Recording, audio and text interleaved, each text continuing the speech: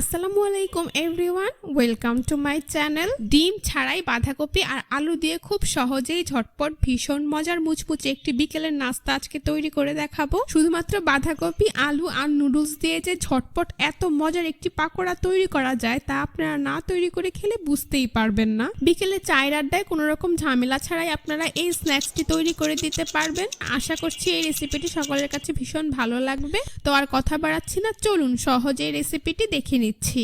এই রেসিপিটি তৈরি করার জন্য প্রথমেই চুলায় একটি প্যান বসিয়ে তাতে প্রায় 3/4 কাপ অর্থাৎ প্রায় 1.25 কাপ পরিমাণ পানি দিয়ে দিচ্ছি।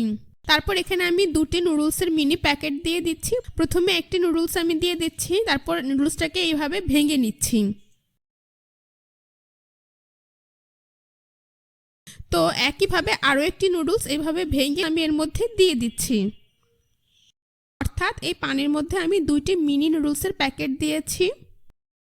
এবার চুলার আঁচ মিডিয়ামে রেখে এই পানির মধ্যে নুডলসগুলোকে সেদ্ধ করে নিতে হবে।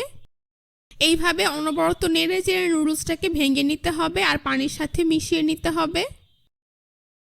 যখন দেখবেন নুডলসটা খুব ভালোভাবে ভেঙে গিয়েছে, এই পর্যায়ে আমি নুডলসের প্যাকেটে থাকা মশলাটা এখানে দিয়ে দিচ্ছি। তারপর মশলাটাকে নুডলসের সাথে খুব ভালোভাবে মিশিয়ে নিচ্ছি।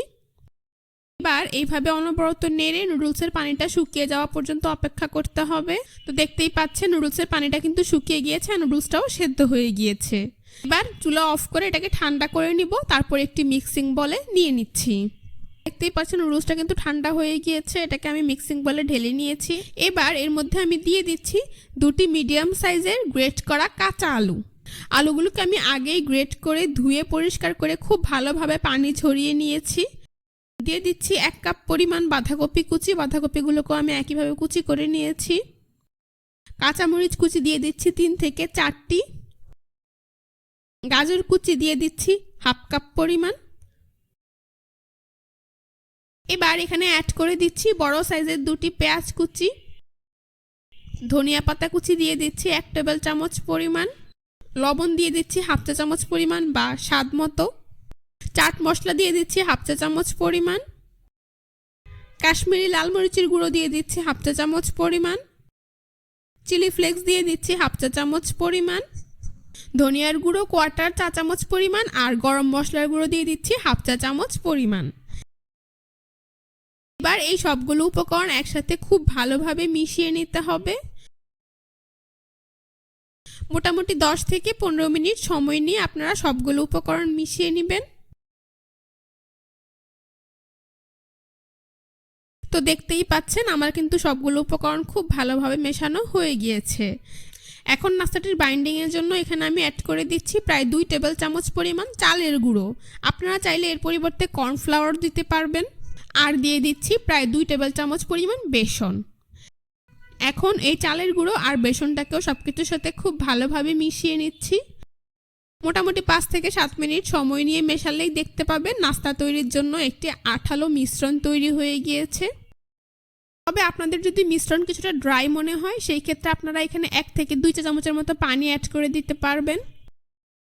কিছুটা সময় নিয়ে সবগুলো উপকরণ মিশালেই দেখতে পাবেন ঠিক এইরকম একটি আঠালো মিশ্রণ তৈরি করা হয়ে গিয়েছে।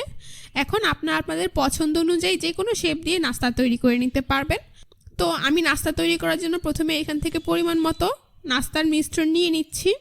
তারপর হাত দিয়ে এভাবে খুব ভালোভাবে চেপে নিচ্ছি। এবার 2 হাতের তালুতে নিয়ে এভাবে ঘুরিয়ে গোল বলের মতো করে আলতো করে চেপে চ্যাপটা করে দিচ্ছি। দেখতেই পাচ্ছেন কত সহজেই কিন্তু আমার একটি নাস্তা তৈরি করা হয়ে গিয়েছে। এখন এটাকে আমি প্লেটে উঠিয়ে নিচ্ছি। এভাবেই আমি সবগুলো নাস্তা তৈরি করে নেব। আপনাদের বোঝার সুবিধার্থে আরও একটি নাস্তা তৈরি করে আপনাদেরকে আমি দেখিয়ে দিচ্ছি। আপনারা চাইলে কিন্তু আপনাদের পছন্দ অনুযায়ী লম্বা ফিঙ্গারের শেপ দিয়ে কিংবা গোল বলের মতো করে অথবা পাকোড়ার শেপ দিয়ে নাস্তাগুলোকে তৈরি করে নিতে পারবেন। বিকেলে চায়ের আড্ডায় কিংবা বাচ্চাদের টিফিনের জন্য ঝটপট এই পাকোড়াটি একবার তৈরি করে দিলেই দেখবেন তারা এটি খেয়ে খুবই প্রশংসা করবে। দেখতেই পাচ্ছেন কত সহজেই কিন্তু আমার আরও একটি পাকোড়া তৈরি করা হয়ে গিয়েছে। এটাকেও আমি প্লেটে উঠিয়ে নিচ্ছি। এভাবে আমি সবগুলো নাস্তা তৈরি করে নিয়েছি। এখন নাস্তাগুলোকে ভেজে নেব। সেই জন্য চুলায় একটি প্যানে পরিমাণ মতো তেল দিয়ে তা মিডিয়াম হিটে গরম করে নিয়েছি।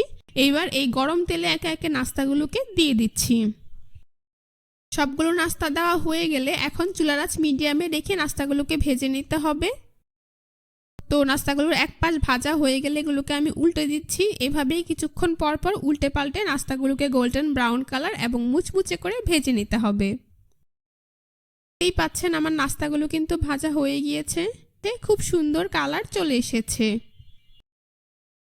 এখন একটি ছাঁকনি দিয়ে এগুলোকে আমি তেল থেকে তুলে খুব ভালোভাবে তেল ছড়িয়ে নাস্তার প্লেটে উঠিয়ে নিচ্ছি।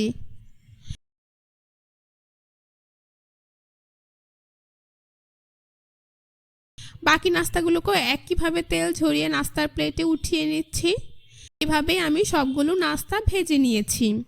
এখন পরিবেশন করে আপনাদের দেখিয়ে দিচ্ছি। দেখতেই পাচ্ছেন নাস্তাগুলো দেখতে কিন্তু মাশাআল্লাহ কতটা সুন্দর হয়েছে, আর এটা খেতেও কিন্তু হয়েছে অসাধারণ। বাচ্চাদের টিফিনের জন্য কিংবা বিকেলে চায়ের আড্ডায় অথবা অতিথি আপ্যায়নে ঝটপট এই স্ন্যাক্সটি একবার তৈরি করে দিলেই দেখতে পাবেন তারা এটি খুবই মজা করে খাবে। আশা করছি আজকের এই রেসিপিটা আপনাদের সবার কাছে ভীষণ ভালো লেগেছে। রেসিপিটি ভালো লেগে থাকলে অবশ্যই আমার চ্যানেলটি সাবস্ক্রাইব করবেন, পাশে থাকা বেল বাটনটি অন করে দিবেন।